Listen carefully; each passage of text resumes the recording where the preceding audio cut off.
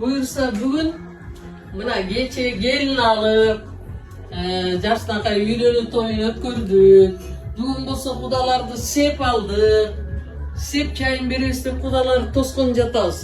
Мына көрдүңөрбү, дасторкон кудалар үчүн, кудайлар үчүн жасалды. Абдан сонун жасалгасын көрүп турасыздар. Буну эми кимдер жасады деп ойлойсуздар? Мен кирип келип буну кыздар, келиндер жасап жаткан экен деп ойлосом, болот деген жигит мырза жасаптыр, карачы.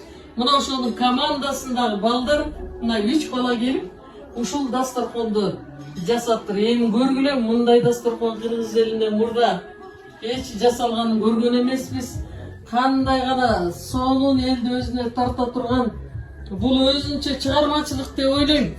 Эгер чыгармачылык болбосо мындай дасторкон жасалбайт. Карагылачы. Биз бир кезде фруктулардын баарын бүтүн боюнча эле немеге салып койчу элек.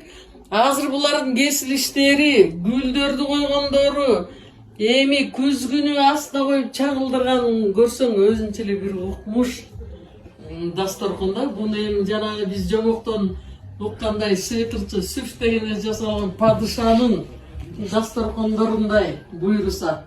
Мына ушул жигиттерге ушунчалык чоң ыраазычылык билдиребиз. Бизде көрсө кыздар эле эмес, келиндер эле эмес, жигиттер да